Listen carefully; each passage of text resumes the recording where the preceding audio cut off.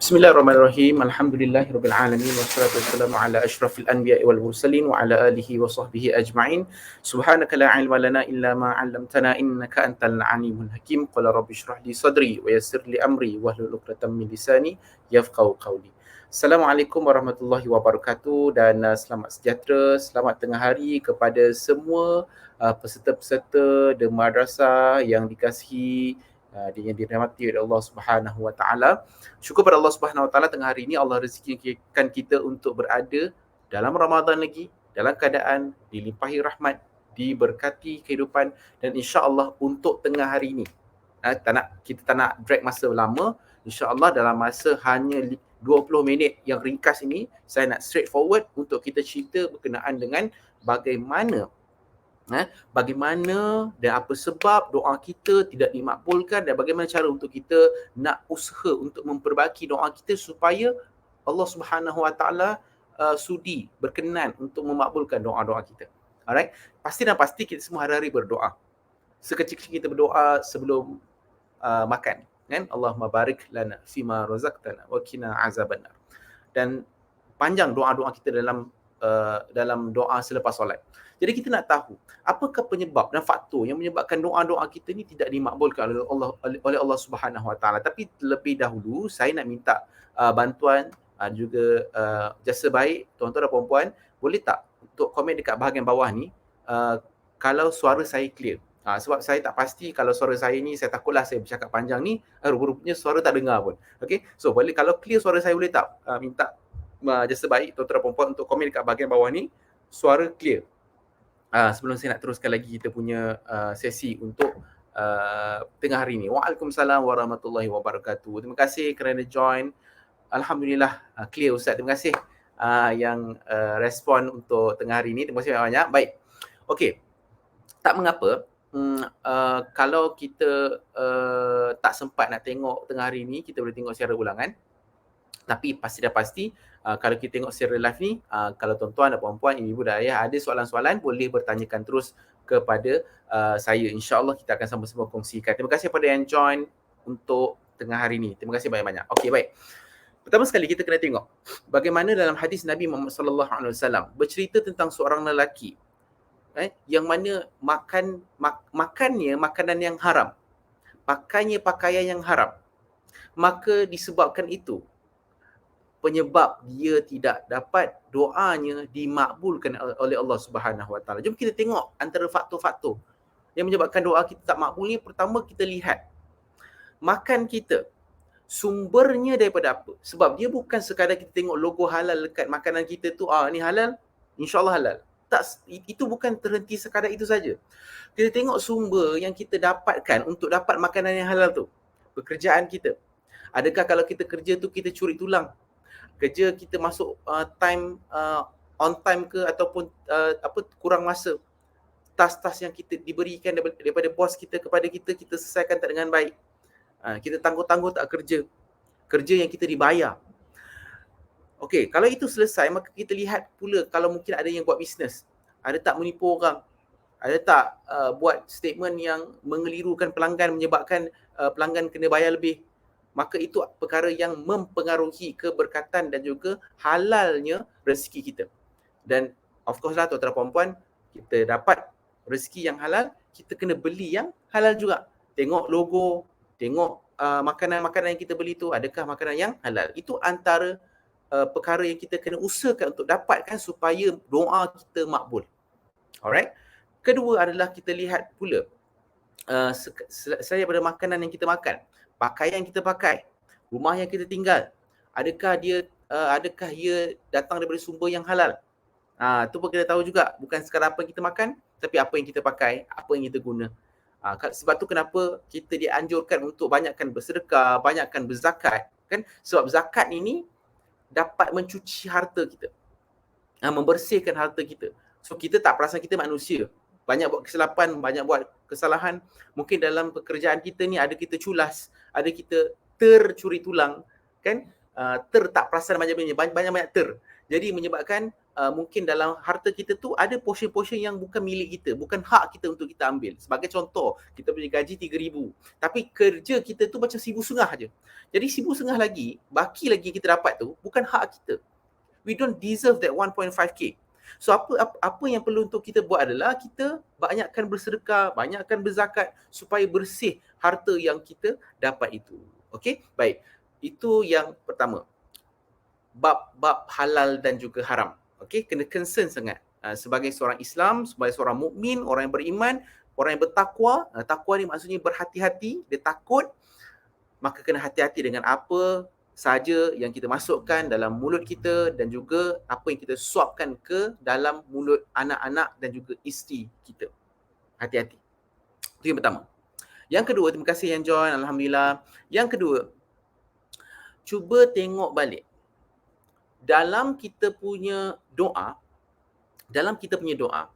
adakah kita berdoa dalam keadaan tergesa-gesa? Pernah tak kita sebut perkataan, aku dah doa tapi tak dapat pun? Kan? Aku dah doa tapi Allah tak makbulkan pun? Kalaulah perkataan ini keluar daripada mulut kita, kan? Sentiasa kita merungut. Maka dalam hadis Nabi Muhammad SAW, Nabi sebut, setiap doa ini akan didoakan, akan dimakbulkan. Setiap doa ini akan dimakbulkan selagi mana tidak seseorang hamba itu tergesa-gesa. Dan maksud tergesa-gesa ni adalah dia mula mempertikaikan, ni kenapa Tuhan tak makbulkan lagi doa aku? Maka itu doa yang tidak dimakbulkan oleh Allah Subhanahu Wa Taala. Sebab apa? Sebab tergesa-gesa. Kita ni siapa nak push Allah? Kita ni siapa nak paksa Allah? Hak mutlak Allah nak bagi ke ataupun tidak. Apa yang kita minta? Sebab kita ni hamba yang tak ada apa-apa. Dan tuan-tuan puan-puan, ibu-ibu dan ayah-ayah, sebab tu kenapa dalam doa kita, antara adab yang kita kena jaga supaya doa kita ni makbul. Cuba tengok balik. Mungkin ni sebab kenapa doa kita tak makbul. Kita push. Kita ni kenapa Allah tak kabulkan lagi ni? Kenapa Allah tak makbulkan lagi ni? Menyebabkan doa kita itu doa yang sia-sia. Doa-doa yang Allah tak makbulkan. Alright, sebab tak beradab dengan Allah bila kita meminta. Kita ni menggemis. Kita ni penggemis saja. Boleh ke pengemis kat tepi jalan marah orang yang lalu lalang tak bagi duit? Kenapa tak bagi duit kat aku ni? Kita ni pengemis. Apatah lagi, jauh-jauh lagi lah compare kita ni dengan Tuhan, bukan sekadar pengemis, kita ni hamba. Apa maksud hamba? Hamba ni maksudnya tak ada apa-apa dan diri sendiri pun bukan kita punya. Maka mintalah seperti seorang hamba. Tapi kita ni selama ni, saya lah khususnya, minta pada Allah ni, doa ni macam kita ni tuan. Mengarahkan Allah. Order. Maka itu antara sebab kenapa doa kita tidak dimakbulkan oleh Allah Subhanahu Wa Taala. Baik, sebab itulah mungkin tuan-tuan dan puan-puan boleh catatkan ini antara tips, step yang jangan tinggal bila kita berdoa. Jangan tinggal bila kita nak minta pada Allah. Okey? Kalau kita rushing macam mana pun, ini antara perkara yang jangan tinggal. Apa dia? Yang pertama sekali, tuan-tuan dan puan-puan, ibu-ibu dan ayah-ayah, semasa kita berdoa, pada permulaan doa, maka mulakanlah doa dengan memuji Allah Subhanahu Wa Taala, dengan menyebut asma Allah, menyebut nama-nama Allah, sifat-sifat Allah ni sebut. Dan lagi cantik kalau apa yang kita minta tu kita sebut berkait dengan sifat Allah. Sebagai contoh, kalau kita nak minta beri rezeki yang murah, kita nak buat bisnes, kita nak bisnes kita dipermudahkan, kita nak pelanggan tertarik hati dengan offer-offer promosi produk dan juga barang-barang kita, maka tuan-tuan dan puan-puan, antara tips adalah pergi tengok dekat Google ni banyak 99 sifat-sifat ataupun nama-nama Allah ini, maka ambil nama-nama Allah ni sebutkan dalam permulaan doa kita. Sebagai contoh tadi, kalau kita nak minta rezeki kita dimurahkan, maka kita minta ke Allah dengan sebut nama Allah, Ya Kafi, Ya Ghani, Ya Fattah, Ya Razaq. Wahai Tuhan yang mencukupkan, wahai Tuhan yang maha kaya, wahai Tuhan yang maha membuka, wahai Tuhan yang maha memberi rezeki. Maka kau kurniakanlah kepada aku sales yang tinggi dalam perniagaan aku. Pelanggan-pelanggan tertarik hati untuk membeli barangan-barangan perniagaan aku. Dan kau lariskanlah jualan aku hari ini, ya Allah. Tuhan yang memberi rezeki, Tuhan yang membuka rezeki, Tuhan yang maha kaya, Tuhan yang maha mencukupkan. Takkan aku risau miskin kerana aku ada Tuhan yang maha kaya. Mana mungkin aku risau. Sebut berkaitan dengan kita punya permintaan tu. Dan saya nak kongsikan contohnya. Ada orang yang dia ni mungkin nak anak dia, anak-anak dia ataupun nak suami dia mungkin tak dengar cakap kan, ataupun mungkin anak-anak dia mungkin macam tak pedulikan dia. Jadi apa yang kita boleh gunakan nama Allah Subhanahu Wa Taala, nama-nama sifat Allah ni dalam doa kita, maka kita minta dengan nama Ya Qahar. Ya Qahar ni maksudnya sifat Allah yang maha menundukkan. Kan? Jadi mintalah Ya Allah, Ya Qahar, kan, maha menundukkan. Mintalah supaya anak-anak ini, Ya Allah, hatinya tertunduk taat kepada aku sebagai seorang ibu. Tertunduk aku sebagai seorang ayah. Minta dengan nama Allah, dengan sifat Allah Subhanahu Wa Taala. Apa lagi? Kalau contohnya, kita ni nak belajar ilmu. Kita nak supaya ilmu yang kita belajar ni, anak-anak kita pergi sekolah ni, nak dapat ilmu dengan dipermudahkan. Kan? Maka kita sebut nama sifat-sifat Allah. Ya Alim, Ya Hakim, Ya Rashid. Kita cari apa sifat-sifat nama-nama Allah ni, maka kita sebut dan relatekan dengan kita punya permintaan nanti. Okey, itu pertama adabnya. Puji Allah, puji Allah, puji Allah. Allah ni sangat sukakan pujian-pujian daripada hamba-hambanya. Puji Allah banyak-banyak. Maka Allah sukakan hamba-hamba yang banyak memuji Allah Subhanahu Wa Taala. Tinggikan Allah Subhanahu Wa Taala. Sucikan Allah Subhanahu Wa Taala. Boleh Kalau kita nak hidup dalam penuh rahmat, orang sayang, orang kasih, kan? Ataupun ada orang yang tak suka kat kita, kita nak minta dilembutkan hati dia supaya sayang kita, maka kita sebut dengan sifat Rahman dan Rahim Allah Subhanahu Wa Taala. Alright? Boleh Itu adalah tips yang pertama. Sebut dengan sifat-sifat Allah Subhanahu Wa Taala. Boleh So nanti boleh check, ada 99 nama Allah. Ya Rahman, Ya Rahim, Ya Malik, Ya Qudus, Ya Salam, Ya Mu'min, Ya Muhaimin, Ya Aziz, Ya Jabbar, Ya Mutakabbir, Ya Khaliq, Ya Barik. Kan ada yang dah boleh menyanyi dah. Dah boleh nyanyi nasyid dah 99 nama Allah kan. Baik, itu yang pertama. Boleh takat ni terima kasih yang catat. Mulakan berdoa dengan memuji Allah Subhanahu Wa Taala, nama-nama Allah yang berkaitan. Sebenarnya bila kita duk baca contohlah contohnya ni antara nama-nama yang ada kat buku saya ni, nama-nama sifat-sifat Allah Subhanahu Wa Taala. Contohnya Ya Hafiz, Maha Pelindung. Maka bila kita rasa takut, kita rasa risau, perjalanan kita nak dipermudahkan, nak dilindungi oleh Allah Subhanahu Wa Taala, kita minta Ya Rabbi, wahai Tuhanku. Ya Hafiz. Ya Hafiz tu maksudnya Maha Pelindung. Sebut dulu sifat Allah ni. Ya Hafiz, Ya Rabbi, Ya Hafiz. Kurniakanlah perlindungan kepada aku dalam perjalanan aku ni, Allah. Kurniakanlah perlindungan kepada anak-anak aku ke asrama tu, Ya Allah. Kurniakanlah perlindungan pada suami aku yang nak keluar kerja tu, Ya Allah. Ya Hafiz. So cari nama-nama asma', nama-nama Allah Subhanahu Wa Taala, sifat-sifat Allah Subhanahu Wa Taala ni. Sebab apa? Sebab dengan nama sifat-sifat Allah ni, dia akan meningkatkan keyakinan kita bahawa Allah pasti dan pasti ada kapasiti, ada kekuatan untuk mengabulkan doa-doa kita dan menjaga kita. Alright? Boleh Okey, itu yang pertama. Terima kasih yang catat, yang komen dekat bawah. Okey. Itu yang pertama Yang kedua, kalau sesiapa yang ada kelapangan boleh komen dekat bahagian bawah tips-tips yang saya sebut ni supaya kawan-kawan lain pun boleh tengok juga. Yang kedua, berkenaan dengan apakah cara adab untuk kita dapatkan doa yang doa insya-Allah akan dimakbulkan oleh Allah Subhanahu Wa Taala. Yang kedua adalah kita berselawat kepada baginda Rasulullah sallallahu alaihi wasallam. Kenapa kena selawat pada Nabi Muhammad sallallahu alaihi wasallam? Sebab dia macam ni, nak bagi faham. Bila kita tulis satu surat, contohnya surat kita nak buat apply anak kita ni masuk asrama, masuk MRSM ke SBPI ke, nak masuk sekolah-sekolah berprestasi tinggi ke, contoh kan, kita buat offer, kita minta surat permohonan, ataupun kita buat surat permohonan nak minta kerja, surat permohonan nak tukar tempat kerja. Maka tuan-tuan dan puan-puan, biasa tak dengar ada recommendation letter, kan? Recommendation letter.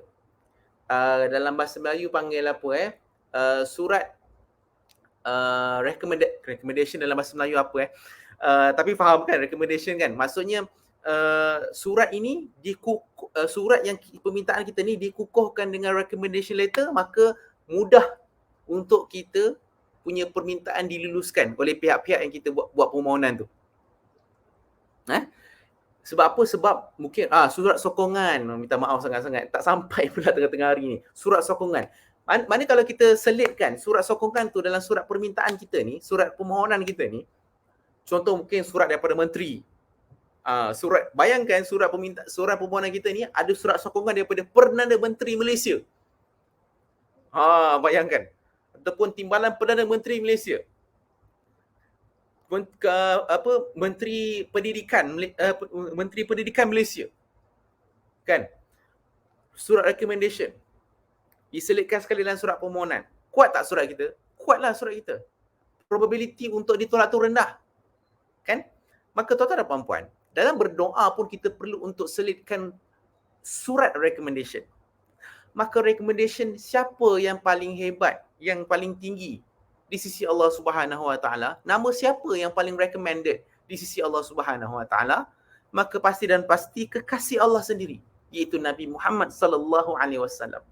Sebab tu kalau doa nak makbul, jangan lepaskan peluang, selitkan recommendation, surat recommendation iaitu berselawat ke atas Nabi Muhammad sallallahu alaihi wasallam. Selawat pada Nabi. Allahumma salli ala sayyidina Muhammad ke, Allahumma salli wa sallim ala sayyidina Muhammad ke, kan? Apa-apa selawat kepada junjungan besar Nabi Muhammad sallallahu alaihi wasallam. Okey, itu yang kedua, adabnya. Jangan tinggal dalam doa kita, jangan tinggal selawat. Yang ketiga, jangan terus minta. Kita ni tergesa-gesa sangat kan? Ingat tak yang saya sebut hadis tadi, sesiapa yang berdoa dalam keadaan tergesa-gesa maka doa dia susah nak makbul. Maka tips yang ketiga ni adalah apa cara dia? Kita doa dalam keadaan kita menghinakan diri kita dan mengaku silap dosa dan salah kita di hadapan Allah Subhanahu Wa Taala. Sebab kita perlu untuk jatuhkan diri kita ni sebagai hamba, barulah doa mudah dimakbulkan.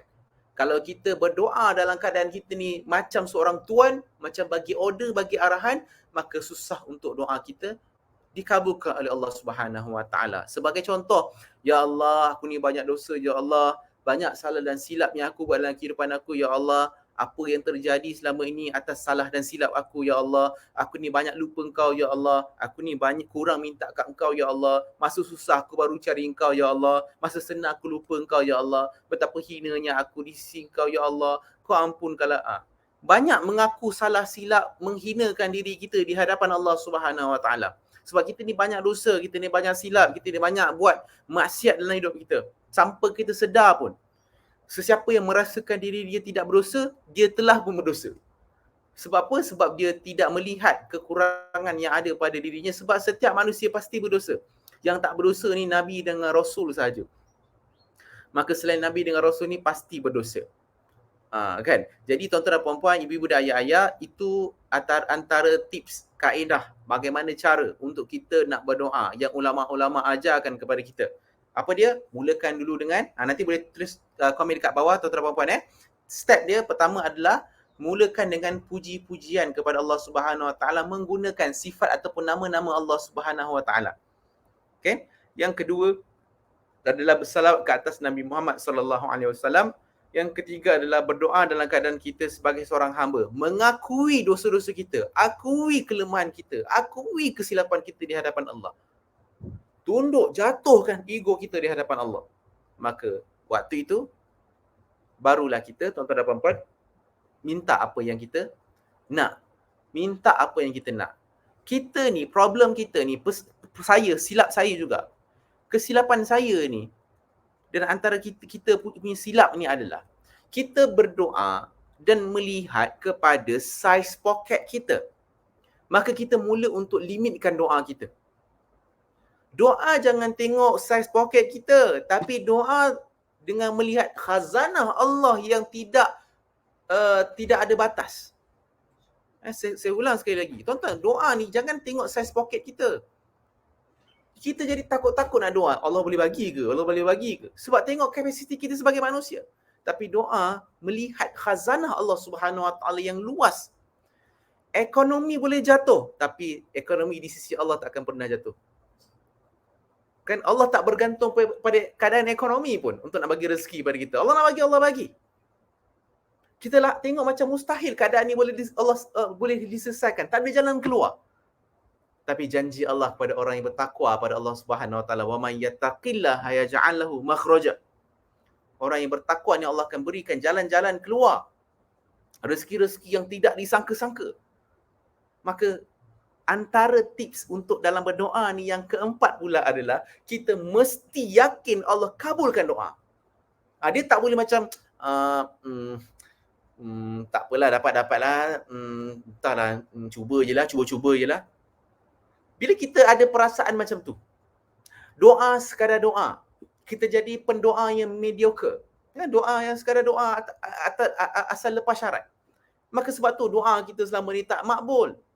Sebab Allah ini menurut sangkaan hamba-Nya.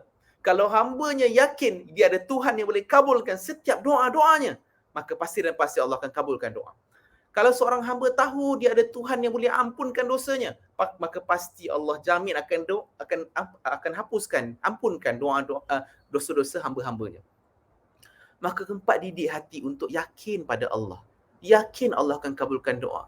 Kan Allah dah jamin dan Allah janji dalam Al-Quran. Wa qala rabbukum ud'uni astajib lakum. Berdoalah padaku, mintalah padaku, pasti aku akan kabulkan. Dan Allah ini Tuhan yang tak pernah mungkir janjinya. Kita yang banyak mungkir janji. Kita yang banyak lupa janji. Kita yang banyak abaikan janji. Tapi Allah Subhanahu Wa Taala once bagi tahu siapa doa, siapa minta, aku pasti akan kabulkan. Maka pasti Allah akan kabulkan. Tapi kenapa doa selalu tak makbul? Kita tak yakin bahawa Allah boleh bagi. Kita lihat kemampuan diri. Tapi sepatutnya kita melihat betapa maha agungnya Allah, maha kuasanya Allah. Boleh menjauhkan yang rapat, merapatkan yang jauh. Menjatuhkan yang atas, menaikkan yang rendah. Menghinakan orang tanpa perlu untuk ambil takhta. Memuliakan orang tanpa perlu untuk diberikan takhta. Tuan-tuan dan puan-puan, ibu-ibu dan ayah-ayah. Sebab tu dalam doa kita ini, mesti mau yakin. Kan? Mesti letakkan keyakinan. Dan keyakinan ni dia bukan datang hari ni. Dengar ceramah Da'i Izhar ni, kuliah Da'i Izhar tengah hari ni terus naik yakin. Tak. Keyakinan ni dia dibina oleh Allah Subhanahu, dibina dan ditrain dalam kehidupan kita oleh Allah Subhanahu Wa Taala. Sebab tu banyak ujian-ujian yang Allah hadiahkan dalam hidup kita ni untuk apa? Untuk meningkatkan keyakinan kita terhadap Allah. Allah akan uji kita sampai tahap kita tak tahu nak minta tolong siapa dah. Dan waktu tu yang kita nampak, hanya Allah yang boleh tolong aku. Allah akan terus uji kita. Kalau kita rasa, ada ujian ni, tak apa, aku ada kabel. Tak apa, aku ada member. Aku ada kenal lawyer ni, aku ada kenal polis ni, aku ada kenal bomber ni, aku ada member kat menteri ni.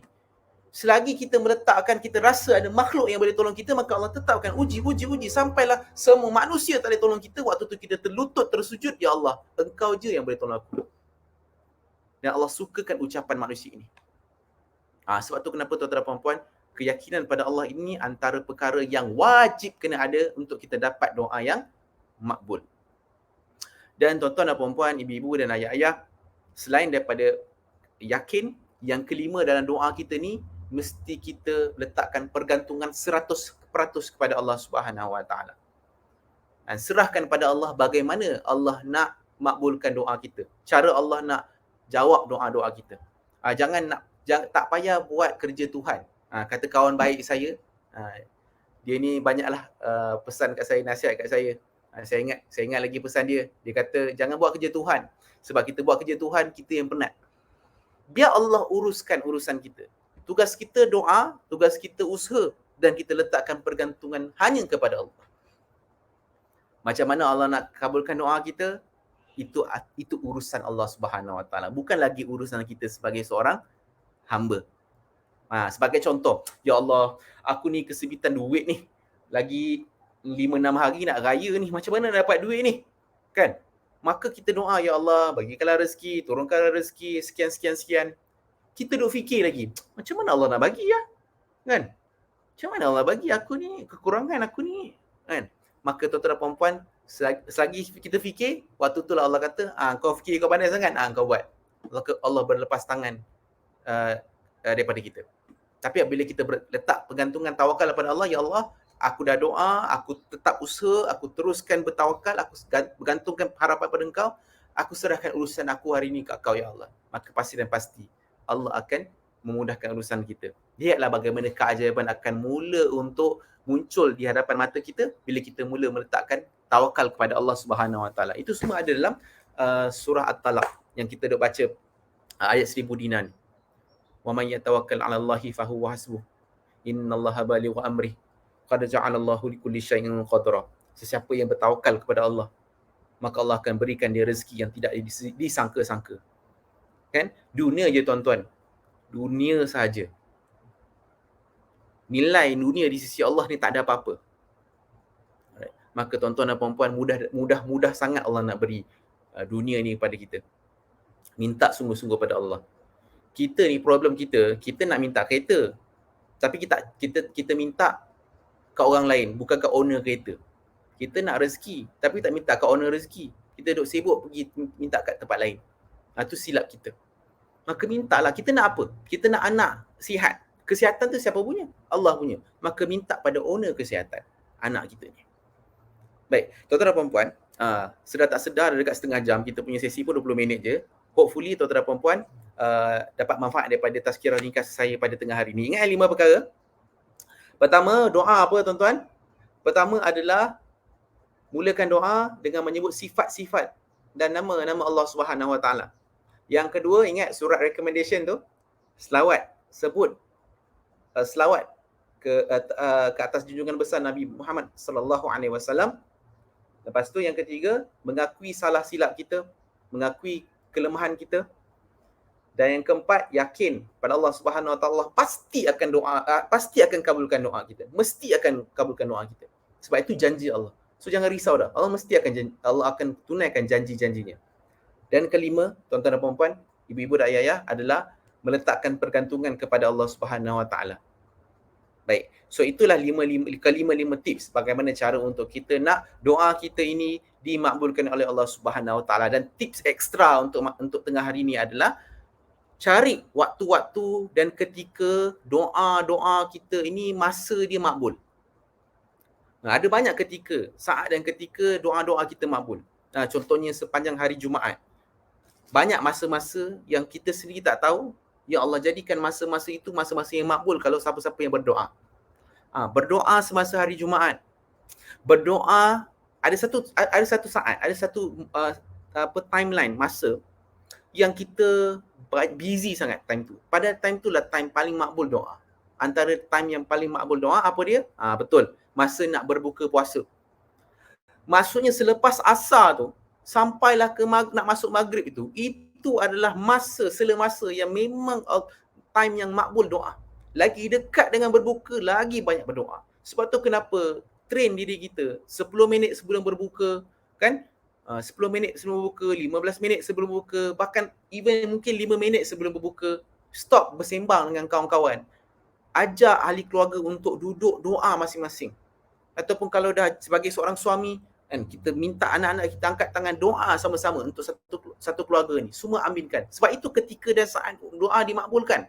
Tapi kita masih sibuk lagi nak uruskan perkara lain, sibuk lagi nak menyembang, sibuk lagi dengan perkara-perkara yang tidak melibatkan doa. Rugi. Dahlah waktu makbul nak dekat berbuka bulan Ramadan pula tu. Kan? Dan extra bestnya kalau itu hari Jumaat. Hari Jumaat selepas asar bulan Ramadan kita sedang berpuasa. Oh, ngam. Itu saat-saat yang jangan lepaskan peluang untuk berdoa sebab itu time-time doa yang sangat makbul. Okay? So tuan-tuan dan puan-puan, doa di sepertiga malam. Kan? Doa ketika hujan. Nanti tuan-tuan dan puan-puan boleh cari lagi masa-masa dan ketika yang mana doa-doa makbul. Tapi ingat, dia mesti mulakan dulu dengan diri kita. Kita bebaskan diri kita daripada perkara-perkara yang haram, makan benda yang haram. Bersihkan dulu. Tips tadi 5 tips untuk berdoa dan juga cari time-time masa-masa yang makbul doanya. InsyaAllah terima kasih pada semua yang join live tengah hari ni. Semoga bermanfaat. Nanti boleh tengok balik tips-tips saya berkenaan dengan kenapa doa tak makbul. Kita dah ada cerita sikit. Terima kasih yang komen doa ketika bersahur sebelum azan subuh. Ya, itu antara doa yang itu antara time yang sangat makbul. Jangan tidur balik. Itu time, angkatlah tangan, mintalah doa sekejap. Mintalah. Kan? Orang yang kurang doa ni orang yang sombong pada Allah sebab dia rasa dia boleh buat sendiri. Padahal kita minta ke Allah, ya Allah janganlah serahkan urusanku pada diri aku walaupun sekelip mata. Sebab kita ni lemah, tak ada apa-apa. Alright, doa, minta doa. Masa live lepas saya dah share macam mana dalam kita ada satu buku doa. Kita tulis list down apa yang kita nak dalam hidup kita. Kan, daripada segi kesihatan, daripada segi kekeluargaan, daripada segi akhirat kita, daripada segi kita punya perniagaan ataupun kerja kita, dah kena list. Especially part akhirat tu. List siap-siap. Apa dia? Ya Allah, aku minta ya Allah, matikan aku nanti dalam keadaan sujud pada Engkau ya Allah. Bila last kita doa macam tu? Matikan aku dalam keadaan husnul khotimah, aku sujud pada Engkau, Kau terima taubat aku, Kau redha aku sebagai hamba, orang-orang makhluk-makhluk dah maafkan aku dah selesaikan hutang, matikanlah aku dalam waktu itu ya Allah. Minta tak sespesifik tu? Minta. Baru kita rasa tu, bila kita sujud tu, kita rasa, ni ke sujud tahiyat aku? Minta ya Allah, matikan aku nanti dalam keadaan malaikat Israel nanti nak cabut nyawa aku, mukanya berseri. Sebab cabut nyawa orang beriman. Minta dekat Allah dekat pada mahsyar nanti ya Allah, Rasulullah jumpa aku, cam aku sampai kata, ini Izhar ini Mahdi ini Wafi ini Faridah Nabi sebut nama kita. Sebab setiap selawat-selawat kita dekat dunia ni sampai pada Nabi. Nabi tahu siapa yang selawat. Minta tak sampai macam tu dalam doa kita? Banyak benda kita boleh minta. Ya Allah, golongkan aku dalam 7 golongan yang dapat naungan arasy kat mahsyar. Ya Allah, tolonglah ya Allah. Minta merayu. Minta tak ya Allah, jadikanlah aku ni boleh lintas di tiang sirat sepantas cahaya, sebatas kilat ya Allah. Minta tak spesifik tu? Minta. Masukkanlah aku dalam syurga yang tertinggi, berjiran dengan para sahabat dan para nabi. Minta. Kenapa tak nak minta? Itu baru part akhirat. Kan? Akhirat kena minta banyak. Yang lain-lain minta kesihatan, anak-anak dipermudahkan urusan, belajar, akhlak baik, taat pada mak ayah. Doa, minta. Sebab tu kena tulis. Sebab bila tak tulis, kita jadi lost nak minta apa. Bila kita tulis, nak doa, contoh nak dekat berbuka 10 minit sebelum buka, dah siap-siap buka buku ataupun dah tulis kat notes handphone. Ini list yang aku nak minta, 100 benda aku nak minta. Minta. InsyaAllah tuan-tuan dan puan-puan, semoga Allah makbulkan doa kita dan semoga kita dapat memanfaatkan Ramadan ni sebaik-baiknya. Bayangkan tuan-tuan tidur di bulan Ramadan pun dapat pahala. Apatah lagi kita bangun solat duha, bangun berdoa pada Allah Subhanahu Wa Taala, lebih-lebih lagi lah ganjaran yang Allah berikan kepada kita. Itu saya, terima kasih banyak-banyak. Saya doakan dipermudahkan urusan semua yang tonton live saya untuk tengah hari ini. Kita jumpa pada live yang akan datang. Assalamualaikum warahmatullahi wabarakatuh dan selamat berpuasa kepada semua.